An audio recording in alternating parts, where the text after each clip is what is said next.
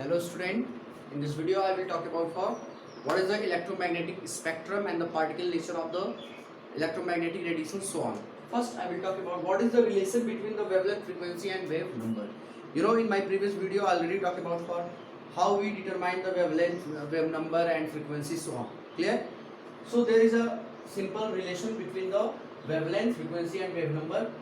As we know already that this is the nu is equal to c upon lambda. Nu is the frequency and frequency is equal to c upon lambda. C is the velocity of light, and we also know that here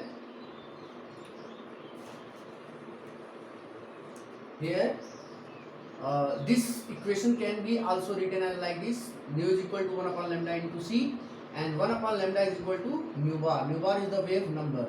Then after replacing this value we get another relation, that is the nu is equal to mu bar into c. Here nu is the frequency while mu bar is the wave number and c is the velocity of light.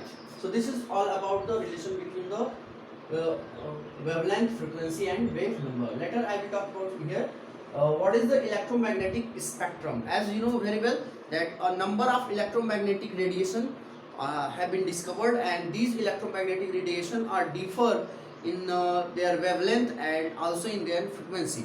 So when these electromagnetic radiation are arranged in order of increasing wavelength and decreasing frequency, then we get a series, and that series is considered as electromagnetic spectrum. Clear? So let's consider what is the definition of the electromagnetic spectrum. Here electromagnetic spectrum means the arrangement of different electromagnetic radiation. Clear? In order of increasing wavelength or decreasing frequency are considered as electromagnetic spectrum. Like here, these are the name of the electromagnetic radiation like cosmic rays, gamma rays, X-rays, UV rays, visible, infrared, microwave and radio wave. These are the name of the electromagnetic radiation, and these all electromagnetic radiation are differ in their wavelength and also in their frequency. So when we arrange these electromagnetic radiation in increasing order of the wavelength, so from here to here, that this is the increasing order of wavelength, and here decreasing order of increasing order of wavelength and decreasing order of frequency. Clear? So we get a series, that series is considered as the electromagnetic spectrum. Clear? I will talk about what is the particle nature of electromagnetic radiation.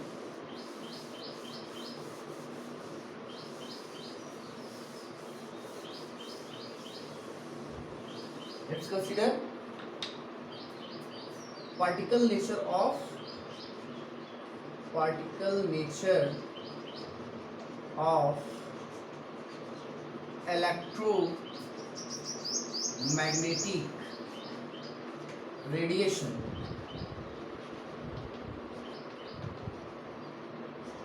We have to consider Planck's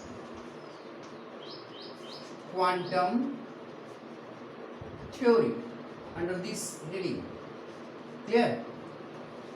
As you know very well that electromagnetic radiation have a dual nature, that is it show the wave nature as well as the particle nature. So we already talked about for the wave nature of the electromagnetic radiation, but here once again we have to talk about what is the particle nature of the wave, or what is the need for study this topic. Most of the properties are not explained with the help of the wave nature of the electromagnetic radiation.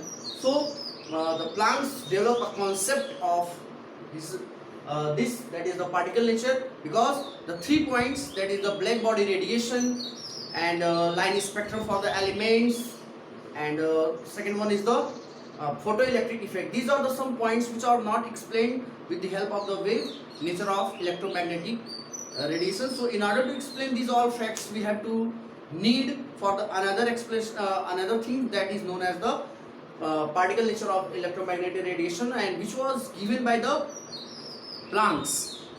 Clear?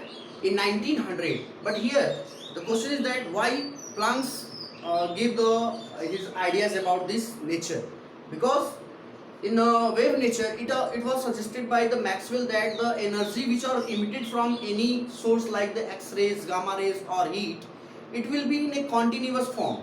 But here Planck suggested that the energy which are emitted by any X-rays or heat or etc., it is not continuous, it is discontinuous, and these energy are emitted as in the form of small packets, which is known as quanta or photons. When we consider the light, then it is considered as the photon, and when we consider the emitting of these energies in case of heat, then it is known as quanta.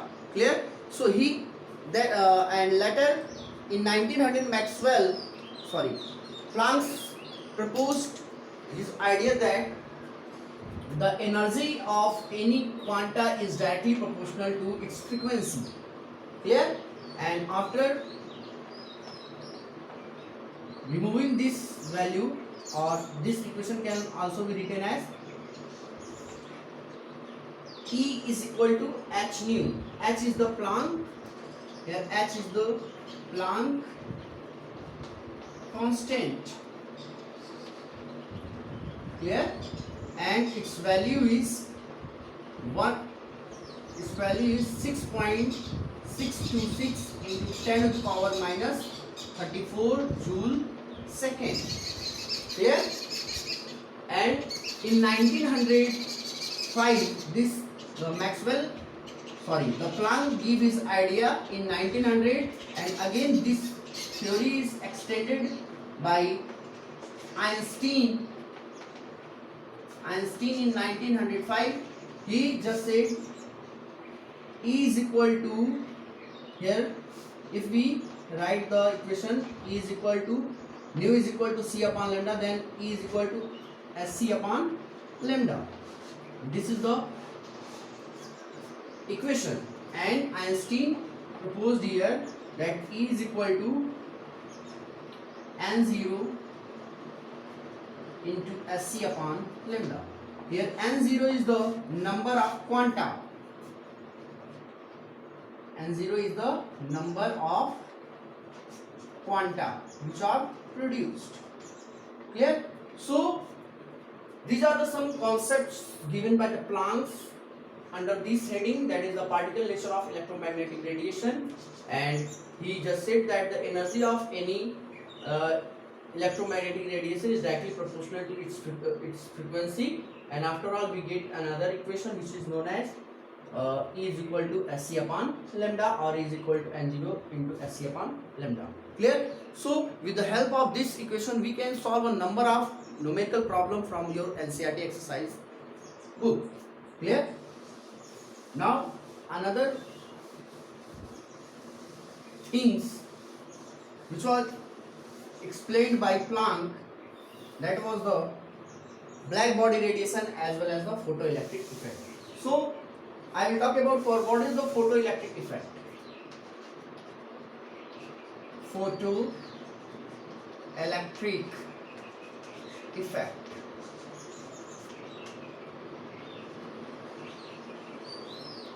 This effect is observed by Hertz in 1887, especially in a metal, that is the cesium metal. Here, and the diagram for this is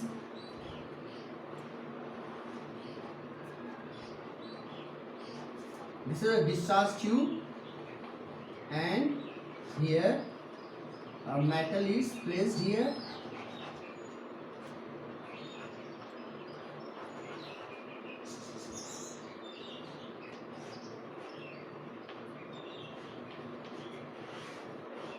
Here, this is the cathode, anode, so on, and these are the striking photon. These are the light, clear, and the removal of electron from the surface of the metal. Clear? So let's consider what is the photoelectric effect. When any beam of light strikes with the metal surface, then there will be the removal of electron will take place, and these electron will move towards the anode side, because anode have a positive charge. Clear? And this effect is considered as photoelectric effect, because here the light, this light is consist of a large number of energy packets which is known as the photons, and after the striking of this photon on the metal surface, there will be the removal of electron will take place, and this suggestion was given by the Hertz in 1887. But the Einstein explained the fact. What was the reason here? The process of photoelectric effect is occurs by the particle nature. In 1905, Einstein explained this fact. Actually, when the light will fall on the metal surface, then the whole energy will not utilize in the removal of the electron. Only few amount of energy is required, and that energy is considered as the threshold energy. Clear? So this light have a frequency, and the frequency which are used for removal of this electron is also considered as the threshold frequency. So let's consider what was the explanation of Einstein given by the, in 1905 Einstein given the concept. Suppose this is a metal surface and this is the incident